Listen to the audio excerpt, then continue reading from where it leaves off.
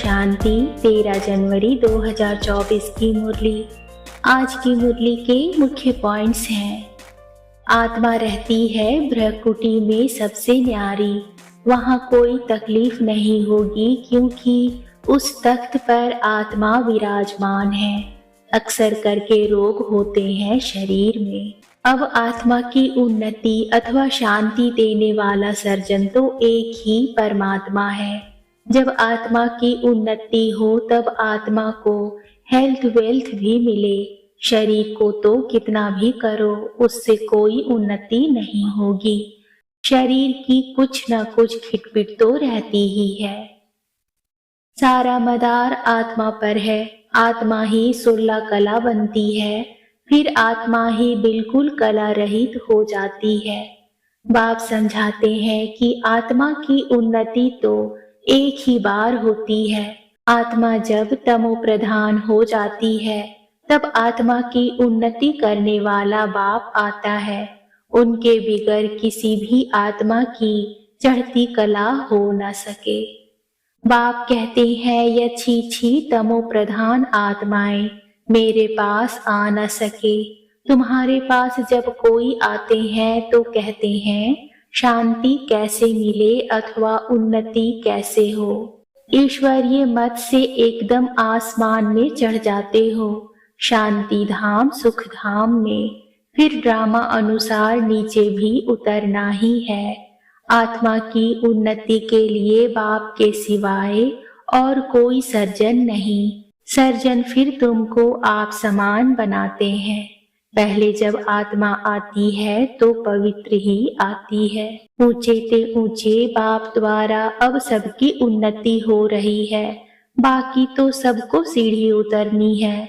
कमाल है बाप की। फल खाओ पियो सब कुछ करो, सिर्फ बाबा के गुण गाओ।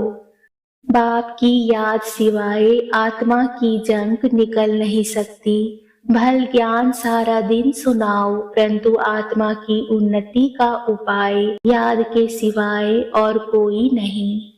बाप कहते हैं अब जागो, मैं तुमको शांति धाम ले जाता हूँ।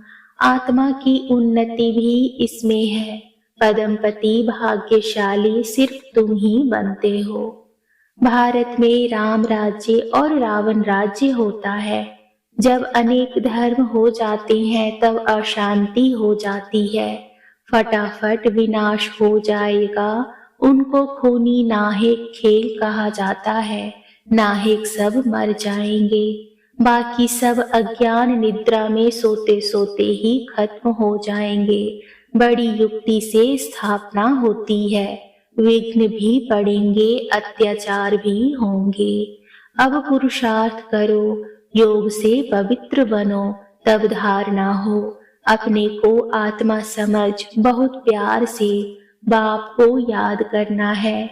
शिव बाबा को याद करते सर्विस करते रहो तो बहुत उन्नति हो सकती है। शिव बाबा की सर्विस में शरीर भी न्योछावर करना चाहिए, सारा दिन नशा रहे। बाबा कहते हैं बीती को याद ना करो, आगे की कोई आश मत रखो। शरीर निर्वाह अर्थ कर्म तो करना है। जो टाइम मिले उसमें बाप को याद करो तो विकर्म विनाश होंगे। तुम सब महावीर हो। जो कुछ पास्ट हुआ उनको याद नहीं करना है। सदैव हर्षित रहना है। ड्रामा पर अटल रहना है। बाप खुद कहते हैं मैं भी ड्रामा के बंधन में बांधा हुआ हूँ, बाकी और कोई बात नहीं। एक तरफ ढेर मनुष्य हैं, दूसरे तरफ तुम हो। जिनको आना होगा आते रहेंगे। कल्प पहले मिसल पद पाते रहेंगे। इसमें चमत्कार की बात नहीं। बाप रहम दिल है, दुख हरता सुख करता है, फिर दुख कैसे देंगे। अच्छा, मुरली का सार है मीठे बच्चे। मनुष्य शरीर की उन्नति का प्रबंध रचते, आत्मा की उन्नति व चढ़ती का साधन बाप ही बतलाते हैं। यह बाप की ही रिस्पॉन्सिबिलिटी है। आज का प्रश्न है सदा बच्चों की उन्नति होती रहे, उसके लिए बाप कौन कौन सी श्रीमत देते हैं?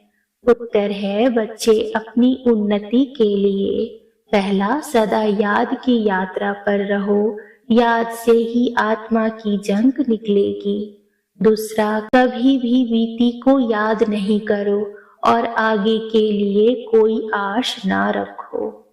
तीसरा है, शरीर निर्वाह के लिए कर्म भले करो, लेकिन जो भी टाइम मिले वह वेस्ट नहीं करो, बाप की याद में टाइम सफल करो। चौथा है, कम से कम 8 घंटा ईश्वरीय सेवा करो तो तुम्हारी उन्नति होती रहेगी। धारणा के लिए मुख्य सार है, पहला, कम से कम 8 घंटा ईश्वरीय गवर्नमेंट की सर्विस कर अपना टाइम सफल करना है, बाप जैसा गुणवान बनना है।